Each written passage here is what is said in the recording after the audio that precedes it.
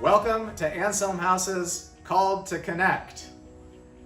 10, 9, 8, 7, 6, 5, 4, 3, 2. 1.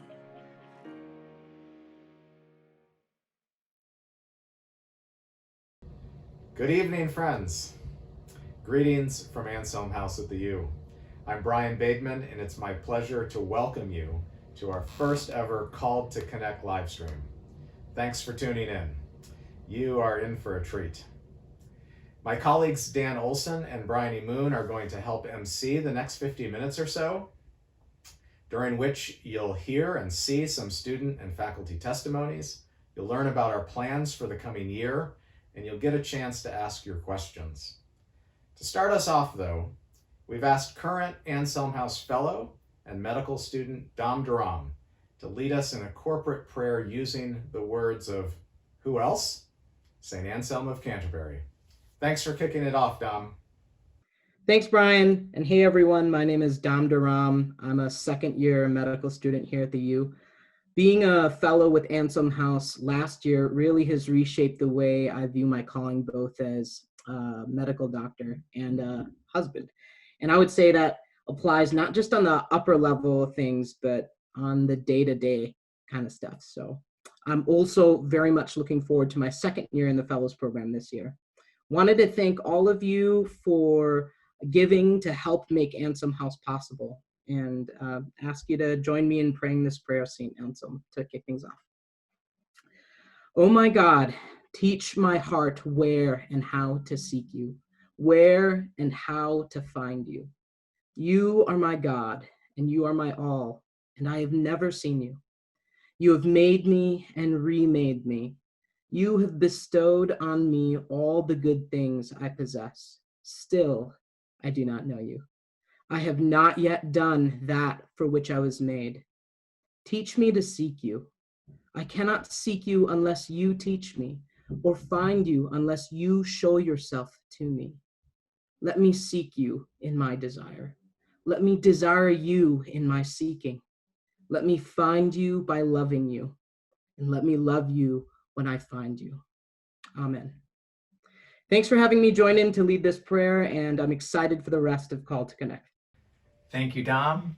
I'm Dan Olson, and I serve as Managing Director of Anselm House. Thank you again for joining us. I know we'd all prefer to be together in person and able to catch up personally, shaking hands, giving hugs, high fives, but virtual will have to do, at least for now. We know from talking with so many of you that there's a lot going on in your lives as we adjust to these new realities. Know that our team continues to lift you up in prayer every week. And we are also so grateful for your prayers for the students and faculty at the U of M, as well as our mission in these turbulent times. Before we turn to some stories and our plans for this upcoming academic year, I wanted to share some ministry highlights that your generosity made possible this past academic year, our 38th year at the University of Minnesota. Our total attendance at events was over 3,000, even though COVID-19 shut down in-person gatherings back in early March. 365 donors gave more than $1 million to sustain our mission with students and faculty. And for the first year ever, we reached 300 plus faculty and staff through our Christian Faculty Network. 67 students participated in the Colin McLaurin Fellows Program, marking 6 years of numerical and qualitative growth. Today, 120 plus Fellows alumni serve Christ in the academy, business, church, and civil society in the Twin Cities and around the world. We hosted 10 visiting scholars on campus for academic events, and 6 University of Minnesota faculty participated in the pilot of our Faculty Fellows Program, deepening the Christian foundations for their scholarship and teaching. For 5 days back in March, we transitioned all of our programming online amidst the COVID-19 shutdown. 3 of our staff had academic presentations or writing published in 5 different journals, magazines, or forums. And 2 biannual issues of Between Cities, a journal of Christian thought at the U, were published by our campus student group. But that's not all. This summer, our staff and tutors have found innovative ways to deepen relationships. For current students, faculty, and community members, We offered courses and reading groups on Christianity and medicine, literature, law, politics, food, and the arts, and even hosted some film nights. To reach new students, we hosted 6 Instagram live conversations on preparing for college amidst COVID-19. You can go watch them right now. And we've already in August hosted bonfires, a campus gathering, and a 4-day Northwoods camping experience, all designed to help students keep their eyes fixed on Christ as they embark on a disorienting first year of college. In short, the ministry of Anselm House continues because God is faithful. Even amidst physical distancing and economic uncertainty, we remain called to connect Christian faith and knowledge with all of life at the University of Minnesota. Thanks, Dan. Hello to all of you. I'm Bryony Moon, Executive Assistant here at Anselm House. It has been such a joy to connect with many of you since I joined the team 6 months ago. I feel so deeply grateful to be a part of this work, and we could not do it without your faithful generosity. Instead of just telling you, though, we wanted to show you the difference that your giving is making in the lives of both faculty and students at the University of Minnesota. From the earliest days of the McLaurin Institute in the 1980s, we have fostered Christian fellowship and scholarship among faculty and staff at the university. I'm glad to introduce you to Natty Lopez to hear how this work remains more important than ever. I am Natty Lopez. I am the Assistant Dean for Admissions, Diversity, Equity, and Inclusion, as well as Associate Professor at the School of Dentistry here at the University of Minnesota. It's been 13 years that I've been at the university. The first thing I did when I moved here was to look for a Christian faculty group because I know I needed one, and I couldn't find any. It's difficult and lonely sometimes to be Christian faculty because you are isolated from others. And sometimes church could just be a kind of a rabbit hole where you withdraw during the weekend and then you go back to your office and teach a classroom, and there's no real meaningful connection with what you believe. It's like having not only a place to breathe and listen, but to hear about spiritual stuff being discussed. To know that I'm being prayed for by people who understand the university is encouraging and strengthening. Also to know that there is a group that helps me think through issues here at the U, that carry out witness that I cannot do because I'm limited by time and space, but there is a group that is teaching students and encouraging faculty as well. One of the best things I have experienced through Anselm House were the big university lectures. I think the debate then was on between an atheist professor and a Christian professor. It is, I think, an eye-opener to many of them that we can talk about these things in public, in a university setting, to have your faith talked about and what it means to you as a Christian faculty is very refreshing.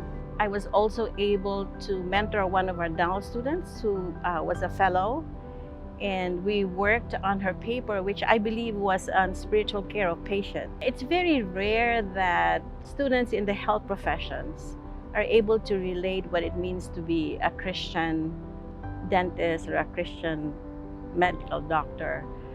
And I think that Christian witness is often spoken about just witnessing about Jesus Christ. I mean, that's very important. But in terms of thinking through what it means to deal with the person, the whole person who is your patient, what it means to apply Christian principles in the way you provide care, that shows you as a Christian delivers a different kind of care. So those were the issues that I discussed with our student as we were talking about being a Christian dentist and spiritual care in dentistry. My hope for the future for Anselm House is that it will produce the faculty of tomorrow.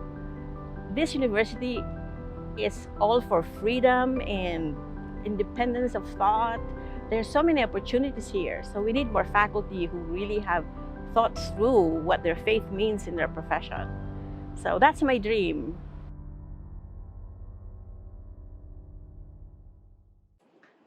What a beautiful testimony of how the Lord is using Natty here at the U. She is just one of more than 300 faculty currently connected with Anselm House.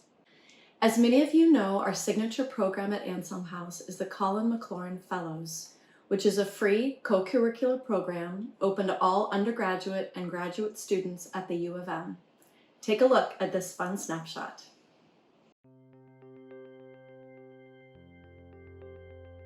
College can be a place of connection, learning, and discovery, a place where rich community is found and lasting friendships formed.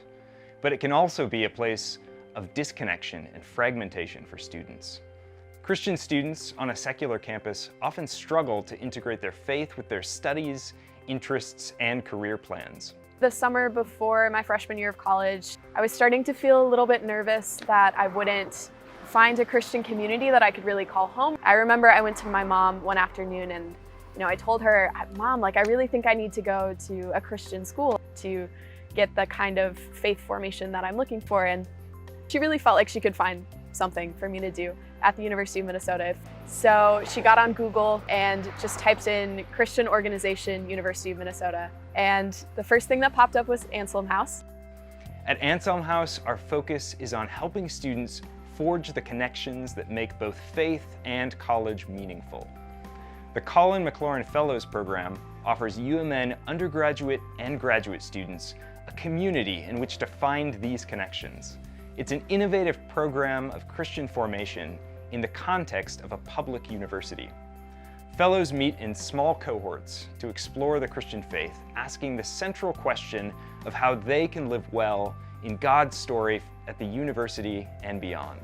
Each cohort is led by an experienced instructor and lasts an entire year, so that students learn and grow together through rich discussions, shared meals, retreats, prayer, and fellowship.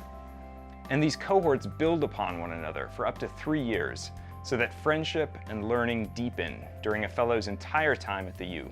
Come ready with questions.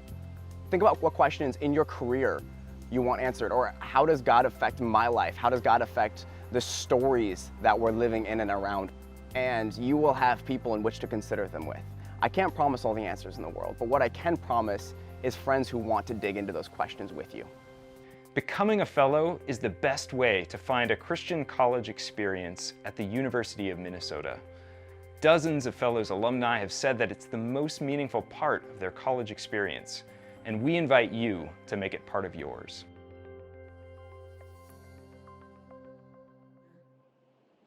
Let me introduce you to one of our fellows, Greta Long.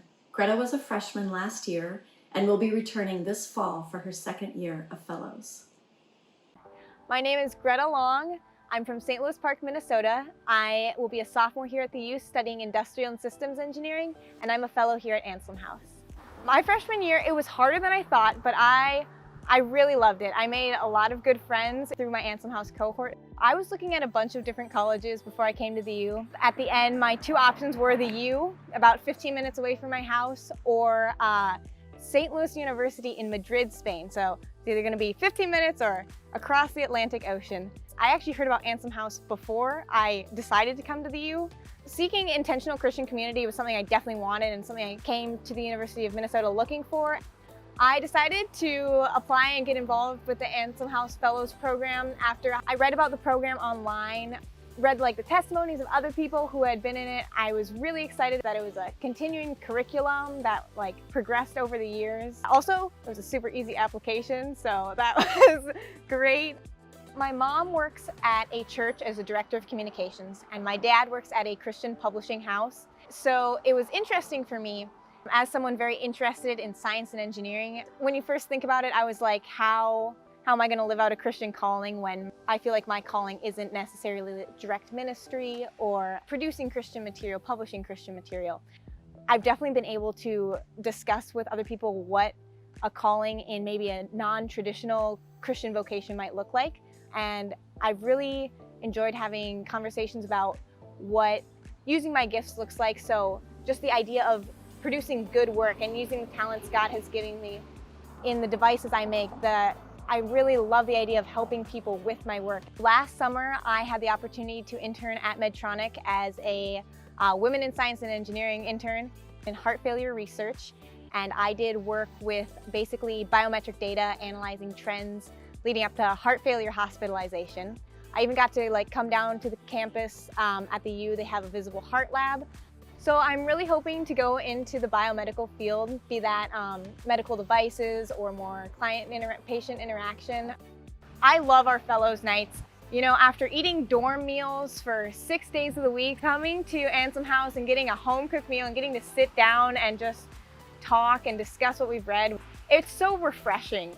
I think one of the most impactful things about being at Anselm House has been interacting with other people of very different vocations. So in my cohort, there's people who are vet students, who are PhD students in English, physics, and seeing them try to live out their faith in all these different jobs and careers they're going into has really inspired me and encouraged me that I can seek that in my own life.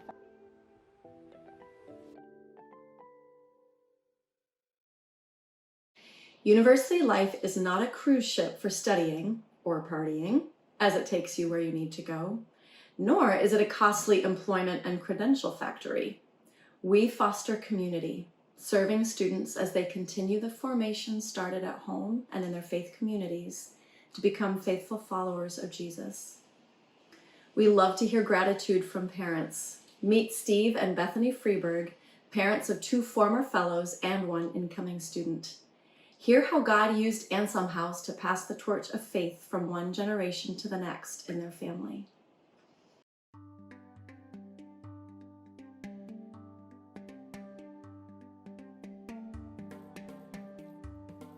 We have 3 children. 2 of them, our twin sons, Mika and Zaka, have attended the University of Minnesota. They finished a year ago. And we have a daughter, Shalai, who will be a freshman this year. Right now, I'm the coordinator for 8 small health centers that are out in isolated areas of the Rift Valley and the Serengeti. We always contrast, in East Africa, the primary social entity is community, but you come here and suddenly it's the primary social entity is the individual. And I think as Christians, we need to be working toward community, not toward every individual to him or herself. When our sons were in 10th grade, we happened to be here in the States. We come here every 2 years for about 3 months. And we started thinking about colleges. The University of Minnesota was an obvious school to consider. We were obviously concerned about wanting to make sure that going to a huge secular school, that they would find like-minded people. Coming from the African continent to North America, Anselm House helped my sons to kind of bridge that change, but to continue to see God behind all the wonder and awe that surrounds us. Zaka was involved in the Fellows program while he was at Anselm House. Zaka is now working for a company that does erosion control at construction sites. The company's called Terra. He's a project manager there. The mentoring that he got through Anselm House helped him communicate and connect with people in a much more mature and wholesome way. Our son Zaka is now married.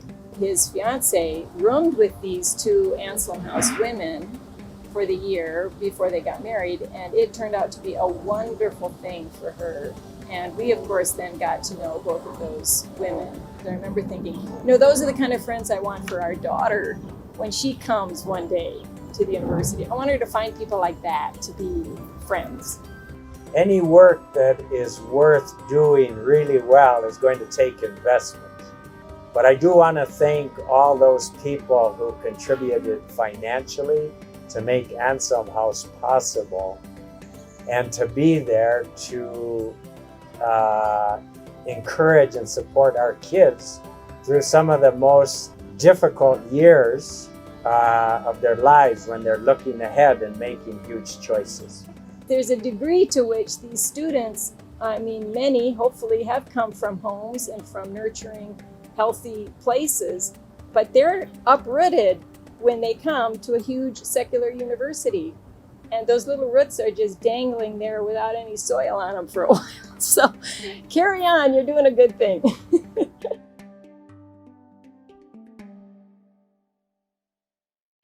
So, in a time of COVID-19, with many classes held online, many activities limited or canceled, and social distancing and masks in place, Anselm House will be needed more than ever as a community for students, faculty, and staff to connect with one another and to be known, putting their work and their lives at the U into larger perspective. Why is Anselm House's work more critical now than ever? Our Executive Director, Brian Bateman, will help us wrestle with this critical question. Thanks, Bryony. I hope you're all as encouraged as I am hearing these amazing stories of God's faithfulness at the U. The Lord has been moving at Anselm House even during these difficult days of pandemic. As you might imagine, things are going to be very different on campus this year. And so I wanted to open a little window onto how we're thinking about our work in light of these new circumstances. This coronavirus situation, with all its attendant effects, has been difficult, if not devastating, for educational institutions. We've probably all noticed that pretty much every day brings a dozen major news articles as educational leaders are working around the clock trying to figure out how to weather the complex storm. As I read some of these essays, I keep thinking about John Henry Newman's important, but now mostly forgotten book, The Idea of a University, written more than 150 years ago. This book is significant because in it, Newman expounds on, among other things, the classic distinction between the university and the college. Sometimes we think of these as much the same, with universities being bigger or having more graduate programs. But you might recall that the British university system has both. Oxford University is actually comprised of more than a dozen smaller colleges. For Newman, the university and the college were very different kinds of institutions, despite both being educational. The university is dedicated to the pursuit and transmission of knowledge, knowledge for its own sake. Here, trained guides led students into worlds they never knew existed. And of course, Newman, being a Christian, believed that this was important work. God's world was made to be studied and known. But it was never ultimate work. And so Newman held that universities couldn't do this work well or for long on their own. They needed another kind of institution to walk along with it, an institution that formed people capable of pursuing and rightly applying this knowledge with integrity. And that institution was the college. The college is where formation happens. Colleges were residential, living, learning communities. And in the 19th century anyway, they were committed to cultivation of character and to a positive understanding of the role of tradition in learning. One can learn a great deal in a university, but as Newman would say, the more one knows about one thing at the expense of understanding the total picture of reality, the more dangerous even that specialized knowledge becomes. This is an extreme example, but we can immediately call to mind the mad nuclear scientist. So the college is exceedingly important because it helps discipline people to use knowledge rightly. Colleges like this still exist, of course. After graduating from the Carlson School here at the U, I went to study at Wheaton College in Illinois. Wheaton is very much aspiring to be a college in Newman's classic definition. But safe to say, the University of Minnesota was not a college for me, nor is it for most of its students. It gave up on that character-forming ideal a long time ago. And COVID-19's effects on instruction and institutional life I'm afraid is just going to underscore that point. Don't get me wrong. Much as I might mourn the loss of the college ideal at our public universities, I don't actually think these institutions should try to recover it. They're no longer really able to do so. But calling to mind Newman's distinction has helped me think of Anselm House as a college, in Newman's sense, with the pluralistic unit within the pluralistic university context. And this, to me, seems like a workable model. Offering credit is not the mark of a college. The mark is rather the moral, spiritual, and intellectual formation of the person that's offered in a close-knit community of practice. For Newman, technical knowledge, no matter how impressive it is, was never the goal of education. The goal has always been the character of the educated mind, or wisdom. It was the educated person's ability ultimately to see things in their full and proper context that made them wise. This means seeing the parts in light of the whole. And of course, for Christians, it means seeing the world as creation and discerning its God-given order.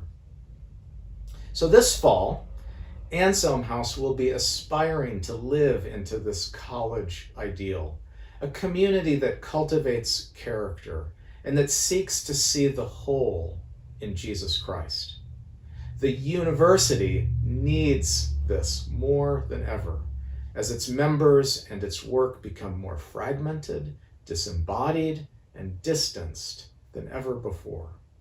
We're adopting a number of practical strategies, but the beating heart of them all is that our lives and studies make sense only when we see them in their full and proper context, when they're open to and ordered by the Lord of the universe.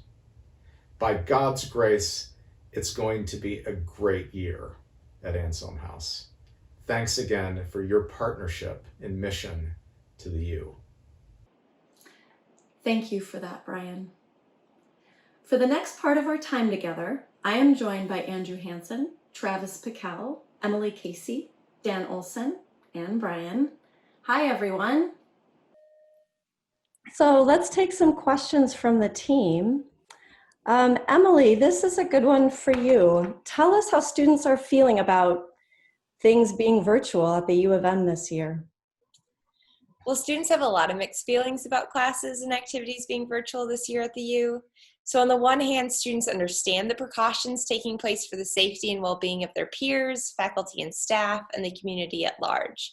But on the other hand, however, they're mourning the loss of the college experience, particularly the community and engagement aspects of the university. They really miss interacting with their peers, and they miss learning in person from their professors. Overall, I think there's a deep desire coming from the students for connection, closeness, and community. So given that desire for connection, as well as the moment we find ourselves in, Andrew, tell us what fellows and other student programming is going to look like in light of this particular moment.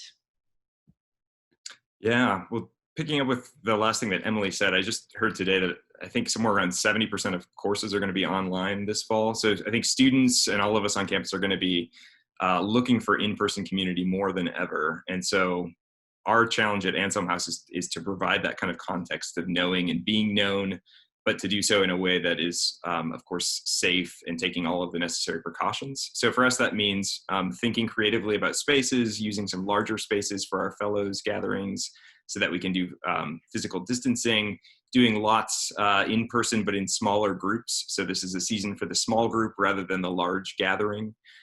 Doing as much outdoors as possible, including kind of reconfiguring our study center space for outdoor gatherings while the weather's still nice. And then I would just say thinking really flexibly. So we've got to be ready for a lot of scenarios, have hybrid capabilities to bring people in that can't be in person. And, you know, in the event that we have to do things remotely, we'll be ready to do so. It sounds like we've got some good plans going on. I'm looking forward to those bonfires.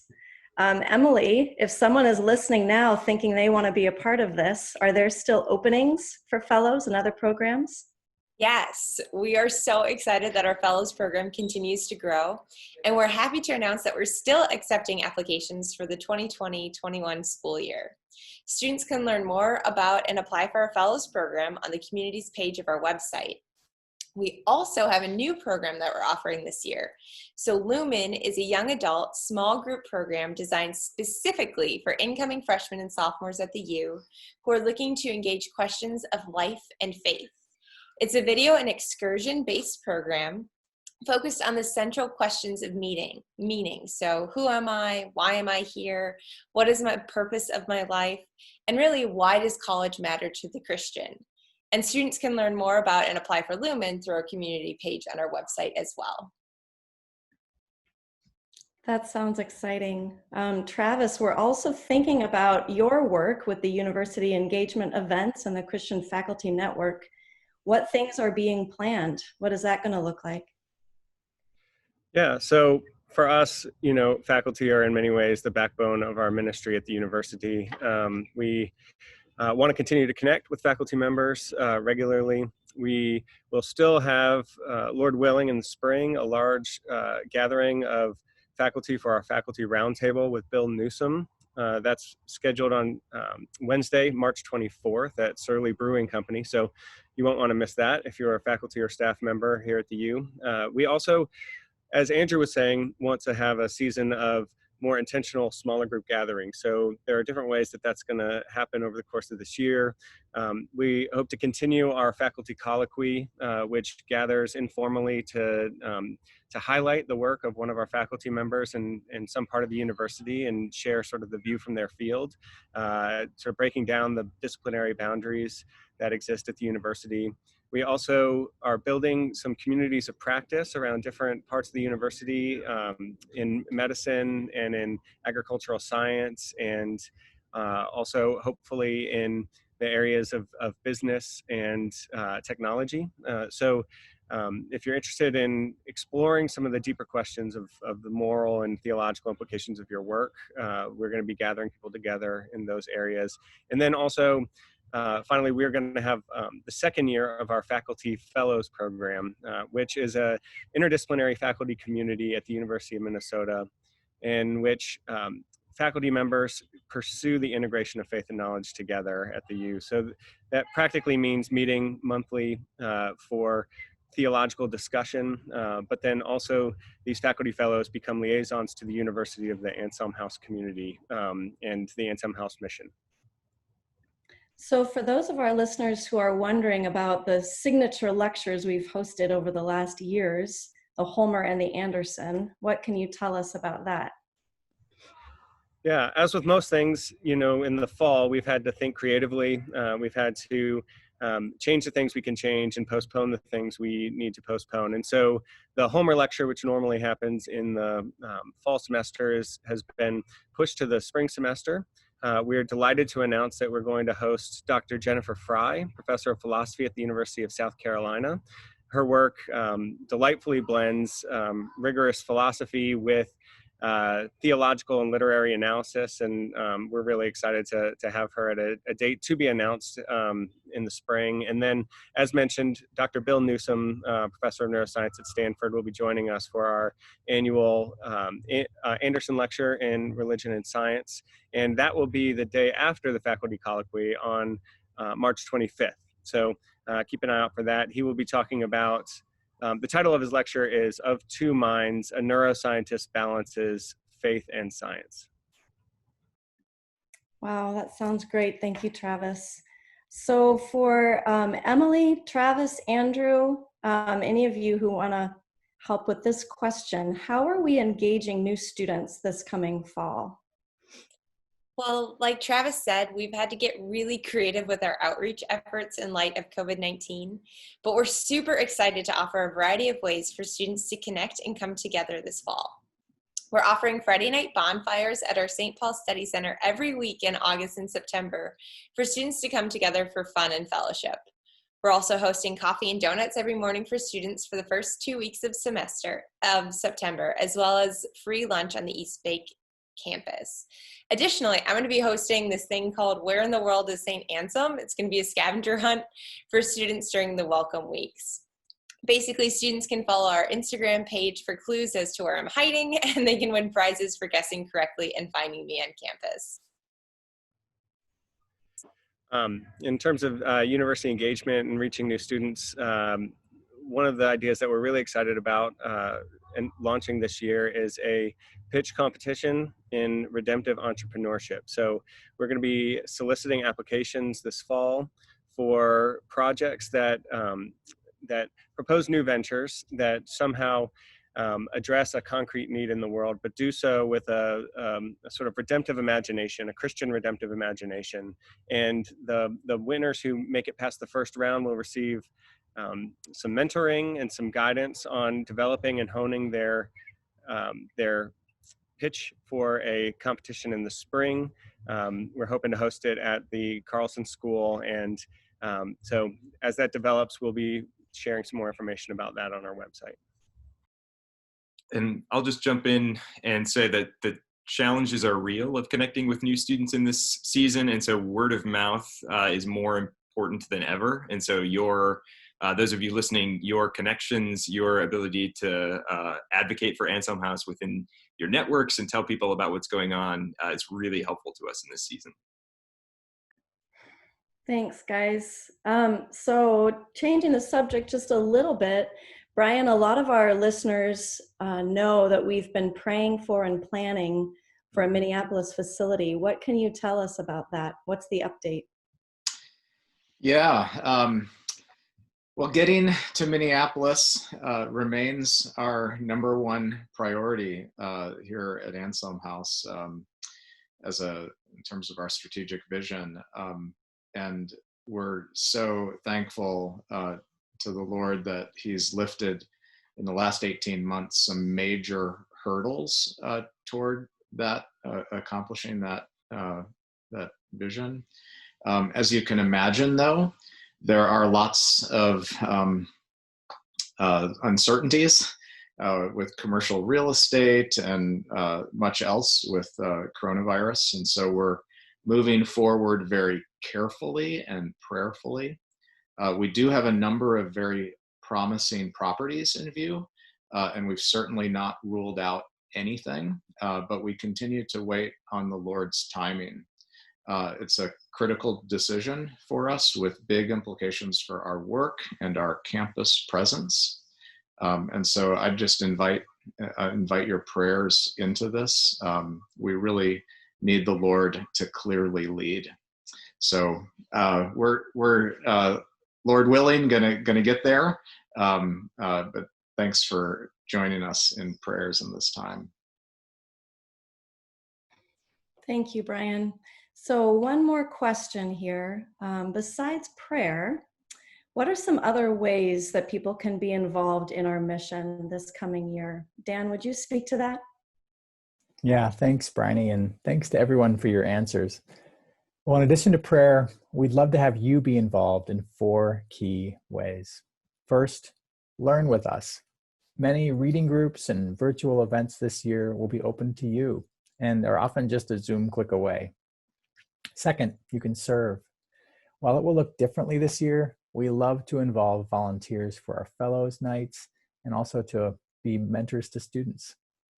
Third, you can give. Our mission is 100% fueled by individuals, churches, and foundations who believe that sustaining a vibrant Christian intellectual community is an essential service here at the University of Minnesota. We're tightening our belts, trimming our budget by 10%, but we see unprecedented opportunity for the gospel at this moment. Your generosity puts a spring in our step. And this year we're asking God to provide $700,000.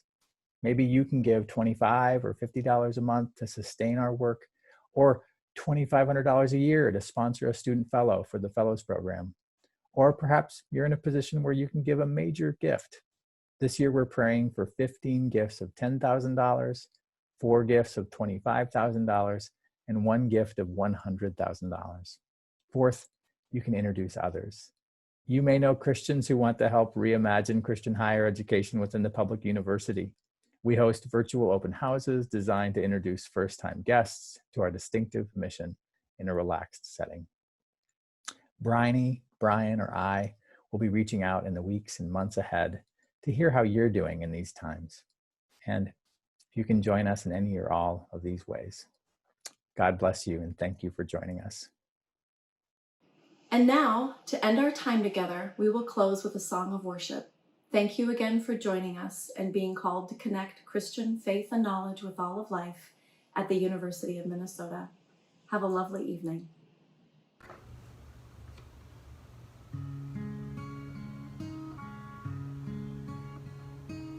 Be thou my vision, O Lord of my heart,